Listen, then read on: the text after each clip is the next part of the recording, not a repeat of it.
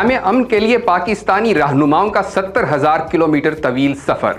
ایران امریکہ کشیدگی کے دوران پاکستان کی سفارتی کوششیں کامیابی سے ہمکنار ہوتی نظر آتی ہیں کیونکہ ابنائے ہرمز کو کھول دیا گیا ہے، لیکن اس دوران پاکستان کی سفارتی کوششیں غیر معمولی حد تک متحرک رہیں اور ان کوششوں کی ایک نمایاں جھلک 3 اہم شخصیات کے سفر میں نظر آتی ہے۔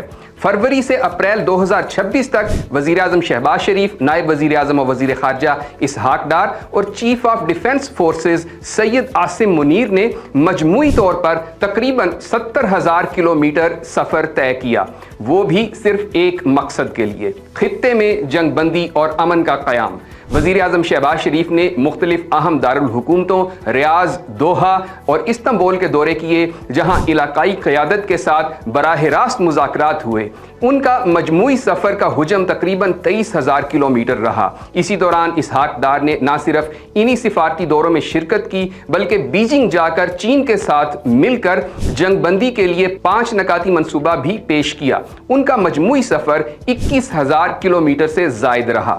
دوسری جانب جنرل عاصم منیر نے ایک مختلف مگر نہایت اہم کردار ادا کیا۔ انہوں نے سعودی عرب اور ایران کے دورے کیے، جہاں دفاعی اور بیک چینل سفارتکاری کے ذریعے کشیدگی کم کرنے کی کوششیں کیں، جن کا مجموعی سفر تقریباً 24,000 کلومیٹر رہا۔ یہ تمام سفارتی سرگرمیاں بالآخر 7 اور 8 اپریل کی درمیانی شب امریکہ اور ایران کے درمیان عارضی جنگ بندی پر منتج ہوئیں، جبکہ اسلام آباد میں ہونے والے مذاکرات نے اس عمل کو مزید تقویت دی۔ یوں کہا جا سکتا ہے کہ یہ 70,000 کلومیٹر کا سفر صرف فاصلے طے کرنے کا نہیں بلکہ سفارتکاری، اعتماد سازی اور امن کی ایک بھرپور کوشش کی علامت ہے۔